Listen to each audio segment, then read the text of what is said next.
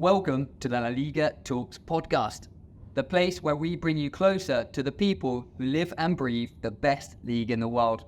Today, we have an exclusive interview with Spanish football expert Graham Hunter, who gives us some brilliant insights, some fantastic footballing tales.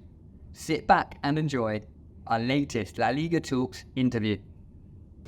Graham, it's a privilege and a pleasure to have you on LALIGA Talks today. Thank you so much for giving us the time. Listeners, Graham is a wonderful human being, a great journalist, great book writer, and a pundit, just to name a few of the things. Graham, thank you so much for being here today. Look, it's not a privilege for you. It's definitely a privilege for me. You know that I passionately love La Liga. It's the principal, if not the only, but it's the principal reason I live in Spain and have done for 21 years. And my eagerness to chat to you about the things that brought me here, the stories that have marked my path here, means that I'm doing this while I'm just coming out the other edge of suffering from COVID, which is why I haven't been able to put my lenses in today. And I know you and your producer said to me, oh, that's just part of your image, but I really can see these are seeing glasses as well. So the Ray Charles look is because my eyes are all red and swollen and horrible. But it's a pleasure to talk football with you again. Thank you so much, Graham, and I really appreciate you putting the time here when you're suffering from COVID. That can't be easy, so even more appreciation there. Of course, you've got some amazing stories within the world of football, but the roles are totally reversed today, as I'm going to be the one interviewing you and understanding something about your stories. Now, having had the pleasure to speak to you in the past, it's quite clear your love for the Spanish game. So I'd like to start off with you telling me a little bit about what drove you into this game. Obviously, you're the author of one of my all-time favourite footballing stories, Barca, the making of the world's greatest team, and I would suggest any fan of football goes to read that one. Could you tell me not only what inspired you to write that book, but what's inspired you to do all the roles and the jobs you have done for your brilliant career? Look, the short and simple thing, if maybe there are younger people out there who are thinking, I'd like a career in football journalism, I'd like to live in Spain. My first message is do it. And when I was growing up, something inside me, I never saw something and wanted to copy it. I just always knew I wanted to be a journalist. I don't know where that came from, but I always did. So I would sit at home as a youngster, really quite young, with a typewriter that my dad had brought back from his office, and I'd type out live match reports while listening to Radio Scotland when Aberdeen were playing midweek. And in 1982, I decided that it was imperative that my best friend Graham Runcie and I followed Scotland for a month. Think of that, a month at the World Cup in 1982. Scotland were based in Andalusia. Alex Ferguson, then the Aberdeen manager, soon to dominate football with Manchester United, was next door neighbour to my best friend, and therefore he kind of chaperoned us through the World Cup, getting us tickets, taking us out on the lash too, I have to say. And that first night in Portabanús, sitting with Alex Ferguson and 8 or 9 coaching colleagues from the Scottish game, we heard stories that certainly made me go, wow, this football world is pretty groovy. Some stories I can't repeat, even yet, 40 years later. And I decided there and then that football journalism was a must for me. And eventually in the mid-90s, instead of doing football journalism as a part-time thing, I chucked my job in. I'd been at the World Cup in the States in 94, again for a month, nicking around. In those days, you didn't need to have a passport to fly internally in the States, and you could buy an Interrail for the air. So you bought a month's tickets of flights, and every flight thereafter within these states was free. So my wife, my brother and I just nicked around the States for a month again. And I came back and I looked at the Scottish press, and I'd saved the newspapers in the house that I was subscribed to.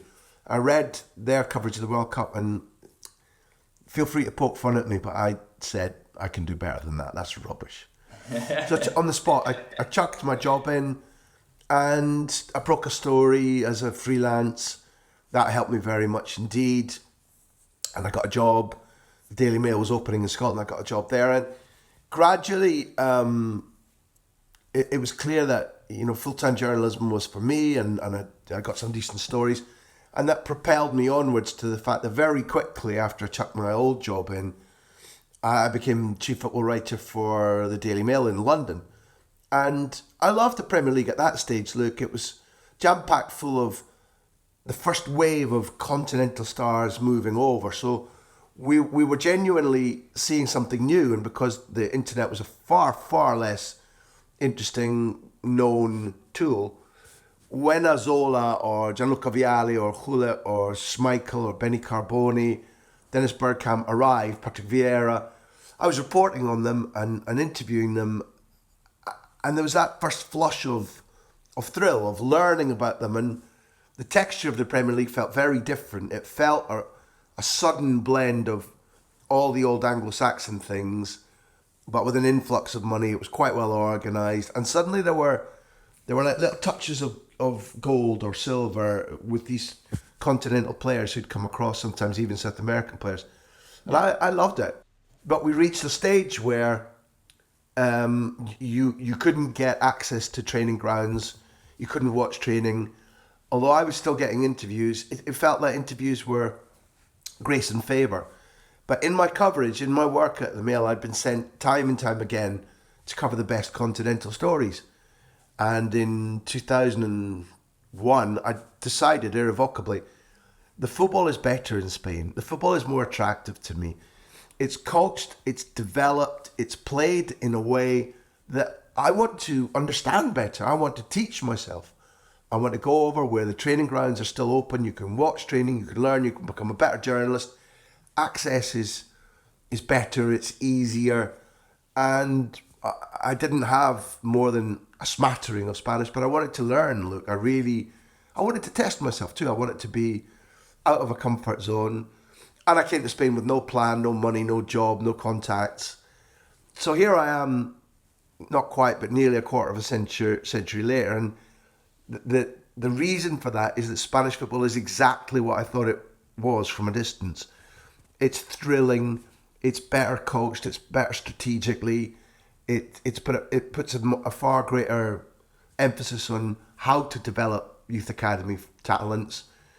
And it plays a brand of football that I adore. So that's the reason, those are the reasons that I'm here speaking to you today. There's another story I would love you to tell us, Graham, about the Bosman transfer. I was absolutely fascinated with this one, and I'd love for you to share to our listeners if that's okay. Tell me a little bit about what the Bosman transfer is, first of all, and what your involvement was in that was. I think most viewers or listeners now begin to think of them as freedom of contract. That it's less regular that they're called Bosman deals, but they are Bosman deals because Jean-Marc Bosman was a footballer who in the middle 90s wanted to move from one Belgian club to another. And in those days, the contract system didn't allow freedom of movement. So it really was barbaric if you think back on it now, where footballers at the end of their contract are guaranteed that they can move for free. And if they're a good footballer, any level of whatever you describe as good, they'll earn much more money personally if they move for free. The club loses an asset without having recompense, but it's fair. You can do that in any walk of life, any profession. Anybody who's listening will be working in an environment where if they say, well, my contract's coming to an end, or I'm going to give you notice and I can leave. Footballers couldn't do that. It was outrageous. And one guy, Jean-Marc Bosman, decided, I've been treated so unfairly, I'm going to take these clubs to court. And he did so. He used the European Union's Court of Justice. He hired a lawyer called Dupont. And it took quite some considerable time. And he was an outcast. He was a pariah. And initially, the unions around Europe didn't really care or support him. And he really was on his own. And I think that journalism in the ensuing, I don't know how many years, 27, 28 years, has been tarnished a little bit by some of our industry's actions and behaviours. But in those days, this was good journalism where I could phone my editor and I could say, look, I've had a briefing from somebody who knows the case. This man's personal situation is desperate. It's completely unfair what's happened to him. There's a tale there which will make his dry legal battle into a very moving human story. And my editor went, "You're on a plane tomorrow morning at 7 o'clock. I'm at Brussels airport phoning Jean-Marc Bosman in his home and saying, "Listen, I'm Graham Hunt. In Luke, let me assure you, very pidgin French." So we find out that this guy is actually both reasonably tolerant but a shrewd negotiator. He just says, "No, you can't come and speak to me." And I'm like, "Listen, boss, I really want to highlight your case. We have a high circulation. I think that you're arguing for something that's not only just, but it's obvious. And I know you've suffered." And there's a pause, and he says, "How much money have you got on you?" I said, "Well, I've got maybe about 35 quid. He said, "Right, I'll take it. Jump on the train to Liège, and I'll come pick you up." So I thought, that's weird, because he's had to sell everything. And it turned out that once I reached Liège, he arrived in a big black BMW. And I was like, "Well, how did you manage this?" And I'm piecing together my French still. And he said, "Well, finally, the Players' Union in England, after months and months of just ignoring me, did send me some money. So I've hired this BMW." I thought, that is such a footballer priority. That is, never want to get my flat back or my furniture. Anyway, at any rate, we go up these long winding stairs into his parents' flat.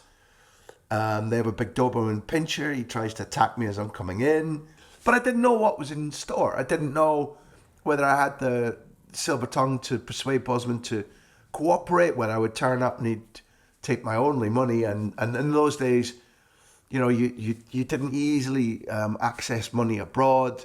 There'd been no preparation. I'd been given no travelling cash, no traveller's checks.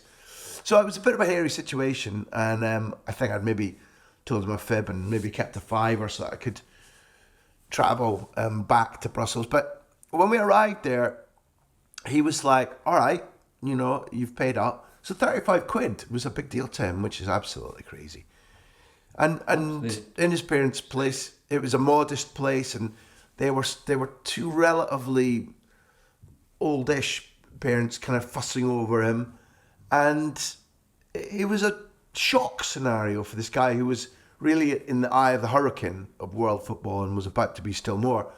And in the middle of this tale, where I'm sitting with a tape recorder, prompting him every 6 or 7 minutes with my next question in France, because I can discern the majority of what he's saying, and I'm recording it because I'm going to take it to a translator in the European Parliament later that day to get her to translate every word literally.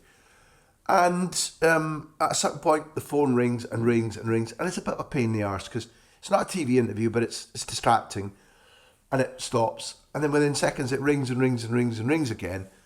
And eventually his mum comes through and says, "Jean-Jean, the interim verdict is in the Court of Justice. You've won. It's the interim verdict. There'll be a fuller verdict in time, but you've won." And the phone's ringing off the hook because every news agency in the world, like Keep, France Football, Kicker, as well as Agence France Presse, and all the big agencies want to speak to you now.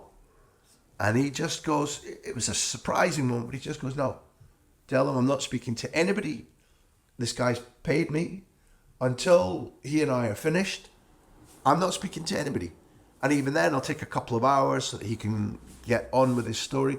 To me, it was unbelievable to witness, because it would have been a very natural thing to go, "I'm vindicated, I'm won, the world wants to hear my story now, let's go and speak to everybody right away, see you fella, bye." But he didn't, so in the end I beat it off. The dog leaps at me and my computer jumps out of his bag and falls down the stairs, and off I go to print my story.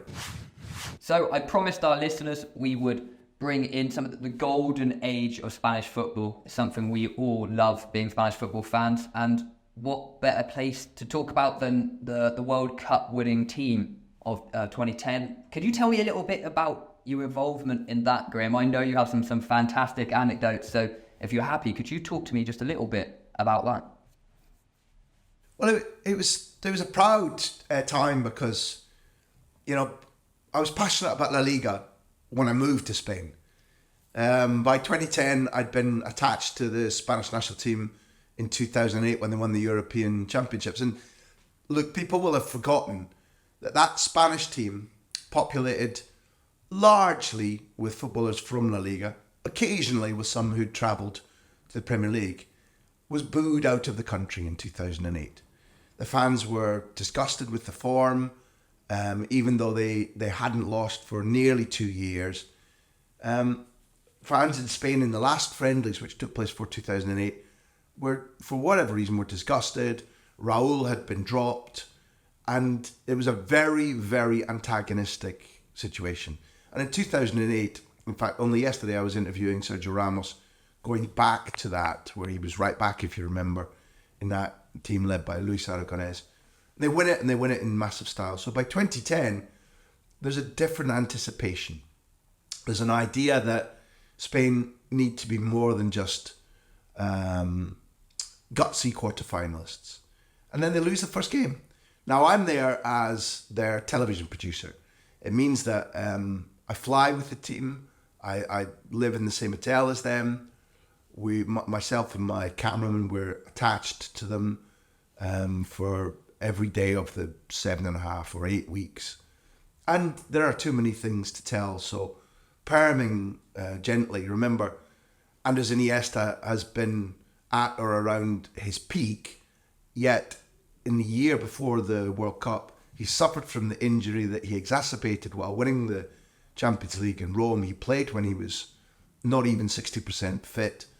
His thigh muscle and related muscular injuries kept dragging him down. He subsequently related in his own film that he was so depressed that he didn't just move in. Here's a theme, look. Andres Iniesta didn't just move in with his parents again. He was so lost, so sad, so depressed. He was beginning, aged 26, 27, he was beginning to sleep in his parents' bed with them because he was so adrift. Now that, irrespective of being a wonderful footballer, that's a man whose life is, the gears have slipped, and his grasp on his identity and his self-worth has gone. And in that rush to be fit, the first game in Switzerland, Liechtensteiner, who probably became more famous playing at Juventus subsequently, slides right through Iniesta. Iniesta's only just reached the World Cup in form. Spain lose. It's a ridiculous goal they lose to. It's in Durban, and you kind of write off the idea, or mentally you write off the idea that they might be back in Durban for the semi-final. And Iniesta's injured. And they go to Potchefstroom near Johannesburg, whereby they've built an airstrip. They've built an airstrip so that the Spain plane can land there, so they don't have to go on the dangerous roads between Johannesburg and Potchefstroom. But for whatever reason, they then kind of abandon that and travel by bus.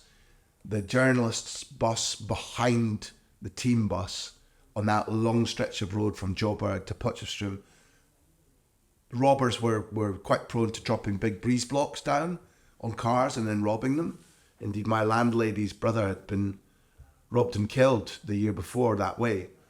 And while it wasn't the Spain bus that suffered, it was the Spain media bus, whereby hooligans in South Africa dropped this breeze block down on top of the bus and attempted to rob it. And in storms just before the World Cup, the training pitch, which had been specially prepared at Northwest University, was washed away, completely washed away. I'm trying to paint a picture whereby these heroes of yours and mine, Xavi and Iniesta and Sergio Ramos and Iker Casillas and David Villa, Fernando Torres, had driven, if you remember, during the volcano ash clouds that closed down the airspace in order to get treatment for an injury that he sustained for Liverpool in the Europa League against Benfica. He'd driven from Liverpool to Barcelona to attend a clinic with Dr. Cugat in order to try to be fit for the World Cup. There was such a jigsaw of things going on, and after that first game, I remember a couple of quite famous media personalities in the UK being across the flash zone as I interviewed a Spain player, kind of rudely gesturing like that and waving goodbye to me as in, you're going home and Spain are going home, tough luck. And all right, you take that on the chin at the time and hope that they're wrong, but you don't know that Spain are about to become the first team ever to lose the first game, and then you'd have had no win idea a World that Cup. all these things were happening in the background. You'd have had no idea. Most of them I knew about. Most of the media knew about, because when you're at a World Cup and you're based with the team, and they have one home base rather than jumping around a massive continent, like in,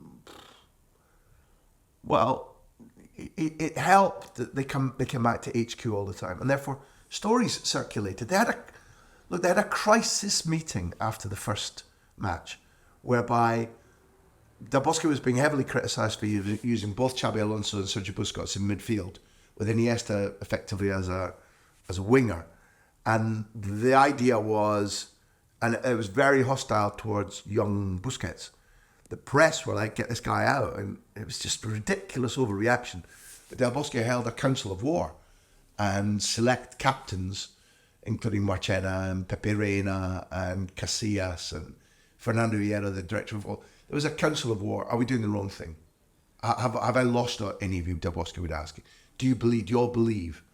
And the resounding answer was, the media are wrong, you're right, we're happy, we're going to get through this group. And they do, and on it goes. There are so many stories that maybe I'll focus on. You know, we get to the final. Look at how I used a pronoun improperly there.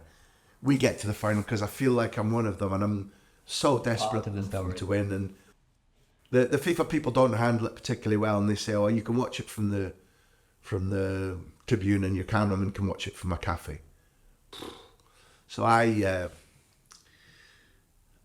go into full guerrilla mode and say, no, that's not happening. And we negotiate eventually a place on the pitch, my cameraman and I, where to the right of Del Bosque's dugout, such that when Cesc and Fernando Torres are initially warming up, because they were one of the three subs, including Navas, I could have reached out easily without moving and touched them. That's how close we were. So the first thing to talk about is when ex-Real Madrid player Arjen Robben goes screaming through one-on-one with Casillas and shoots on goal, shoots to Casillas' right. Casillas has dived left. And somehow Iker, the captain of Spain, gets his big toe on the ball. And I've never in my life, before or since, seen a save like that. And look, I'm not joking, I'm here, still alive 13 years later, but I literally thought my heart was going to stop. There and then, like literally the stress, the tension. It was unusual for me, it was not unheard of, to watch a game from the pitch. And Spain win, they score. And I'd been told previously by the head of FIFA Films, your job is to talk your way into the dressing room so that if Spain win, you can film in there. So the previous Saturday, I'd met the head of the president of the Spanish FA. I bought him a couple of beers. I'd talked about Spanish and Scottish football because he was a man who'd played in the first Spain team ever to win at Hampden in the mid-70s. And I'd said at the end of a really amiable 50 minutes with 2 or 3 beers and stories of his daring do for Spain against Scotland, President, I'd like to be in the dressing room tomorrow if we win. And he went, okay, for a FIFA TV producer, we can do that. And he said, I'll have to ask Fernando Hierro, come to breakfast tomorrow and we'll talk about it. And Fernando Hierro said, no, it's a private thing for the players. And the president went, well, look, I've kind of given this guy my word. We'll put it to the players. We'll put it to the leading players, the captaincy team. And they said, yes, it's fine.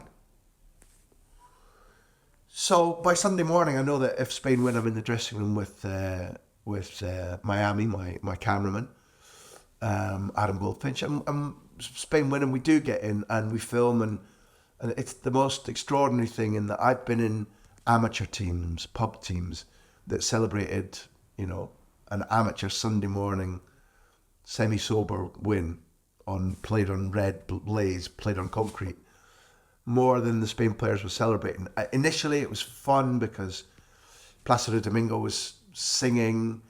Rafa Nadal had his scarf wrapped around his head and he had 2 Spain flags on his cheekbones, and he was weeping so much that the torrent of tears were erasing the flags on his cheek. He couldn't speak for for sobbing in joy.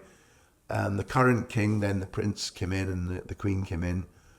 And apart from Philippe Cocu, no other outsiders. That group, Philippe Cocu, who had played with some of the Barcelona players and came across from the Dutch dressing room, and me and this Australian cameraman. We were the only other people allowed in that dressing room. And I felt overwhelmed. I felt a little bit embarrassed to be there. And Talk about exclusive access. It was, but I recognise this as a bit of a weakness, and any hard-bitten journalist or producer will be laughing at me right now. But I felt I'm kind of intruding on the greatest moment of their lives. They've worked for this. I've worked hard to be here too, but I wasn't. I haven't really done anything other than my job. Maybe they felt the same themselves. So I hugged the wall a little bit while my cameraman got around, and I made sure that he was being careful and that I explained to anybody what was going on. Until Pedro, who'd started the final, came up to me with a bottle of the sponsor's beer in his hand, handed it to me and said, "Thanks for everything." Oh, wow. Which kind of made me feel much better, but I'm pretty sure he thought I was Howard Webb. So the way to tail that story off is that we come out, we're done, we're just then going to wait in a special position for a couple of flash interviews, which I've still got to this day, which was just Iker Casillas, Madrid legend and Spain captain. I just say to him, Iker, that moment, you, Arjen Robben, what was it like? And he stops and there's just silence. And he goes, "It was eternal." The relationship within the team was an extremely important factor, but we know that another important factor as well, the mind of Pep Guardiola when he was at Barcelona, previous to him, and he mentions it himself. We've all seen interviews and his words where he speaks about the great man Johan Cruyff. And I really, really want to speak to you about this man, Greg, because I know it's somebody you have huge respect for, and you've had some brilliant stories with as well. So if I could steer you in that direction, for you to tell me a little bit about this man's influence on Spanish football. I think it's been like a Gulf Stream in the ocean, a central, undeniable flooding of warmth and creativity and a reason that things blossom and bloom. So, in theory, he's a Barcelona legend. That's the place he played, and then worked as a coach, and then worked as a guru, because in his latter state, he was only really advising Joan Laporta and Pep Guardiola. But how he asked particularly his dream team to play was revolutionary, and it was not only with a style and a flair. And if you ask any of the players in his dream team, they say that Pep Guardiola's era was better, because Johan Cruyff's dream team played three at the back regularly, almost always, were very prone to losing the odd game where they were overwhelmed, or maybe winning games 5-4 when it should have been 3-0. And Guardiola redefined it and made it, 0.2 version or 0.3 version. But that Cruyff era influenced people's thinking, people's dreams, how they wanted to touch the ball, what they thought the ball was for. But there was also a geometry, there was a planning about positional football. And not every club adopted that. But to take your point, I admit I'm waxing lyrical, because this man is my hero, always has been since 1971, 72, when I was a youngster. We didn't see much. Clearly there was no internet when I was young. There was no, you saw maybe 2 or 3, on television you maybe saw 2 or 3 live games a season, 2 or 3. And as a youngster, I certainly didn't have dreams of going to watch Ajax or eventually Feyenoord. He played for the Washington Diplomats. But I did see him on television winning the European Cup 3 times in a row for Ajax. And I was stunned. I'd never seen anything like it. It was like watching, I'm so old that I use references like Rudolf Nureyev, the most famous ballet dancer of all time. Genuinely, that's what I thought I was watching on the pitch. And then as a kid, I was like, I don't recognise this. I go to watch Aberdeen, they're my team. I'm a football addict, but I don't recognise what I'm seeing. This is something undefinable. I had a thirst then to learn about it. And years later, I met him, I interviewed him, I watched his teams, I've interviewed his son, I've interviewed players that worked for him. There are various different tales. He wasn't perfect in any manner, but he was a genius. Definitely a genius. And you asked for La Liga and for the Spanish national team, Cruyff, people decided that there was a way to win games, that there was a way to play, that there was a philosophy, that there was something that could be a Bible, that could be central. What is having the ball for? What is acceptable risk taking? What is attack the best form of defence? What is your brain? What is a football brain for? How do you apply it? What are your objectives? And do you want to entertain? These things, I think, were heavily influenced by Johan Cruyff's arrival at the Camp Nou. And not everybody listening will remember that the product of La Liga when they went to the national team was called the Furia Roja. They were a very English or Basque style national team. Lump it long, knock it down, try and knock it in the goals. Play, shoulder, robust elbow charges. Very English brand of football. That changed altogether. And footballers that came through, including Victor Valdés and Carlos Puyol and Xavi and Iniesta, were either recruited by Football Club Barcelona under Cruyff's regime when he was at the very top, or were recruited by people that were still at the club once he left, but that he'd appointed.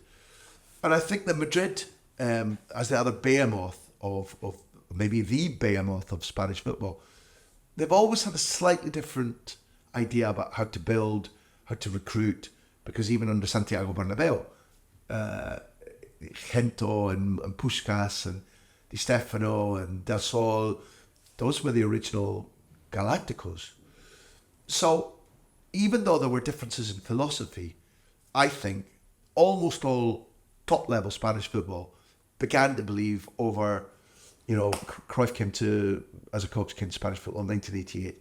From that point onwards, there was a Gulf Stream of whether we buy into it or we don't buy into it from other clubs, other academies, other sporting directors, other kids just watching on TV. It's an influence. It influences me and my thinking. And it came to fruition. It was a harvest that came to fruition. But it like good harvest, like good apple trees, it keeps coming to bloom, to harvest every couple of years.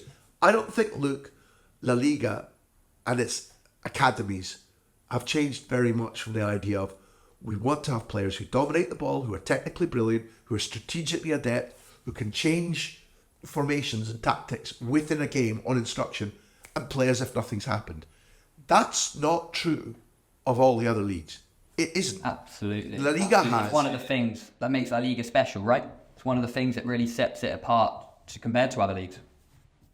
I think that when other clubs come in and try to buy our talents, I'm always sorry that they're leaving from our entertainment value, but I'm always certain that there will just be this. It's not an automatic, it's not a God-given right, but La Liga's clubs invest ideas, and there's a philosophy, and we also train our coaches really well so that the younger players coming through consistently are technically able. They're encouraged to get an education out with football. So many of the elite players have studied outside football and continue to do so while they're elite footballers. That changes your mind. That changes your ability to assimilate really interesting and difficult tactical concepts. La Liga has the conglomeration of the tactically brightest, technically most able footballers anywhere in the world, year in, year out, over your and my working careers. Graham, I mean, we've barely scratched the surface with the depth of your knowledge about the beautiful game and in particular Spanish football here. So I'm hoping you'll be willing to come back and see us another time. But thank you so much for your time, especially with COVID here as well. I mean, I'm really, really appreciative of your time and utterly fascinated again by what you've given us. Look, my pleasure. I adore La Liga, and it's been a great way to spend the last quarter of a century. So to be able to speak about it with you was nothing other than a pleasure and a privilege. And I hope people have been entertained, not bored, but every single word of what I said was true and came from the heart.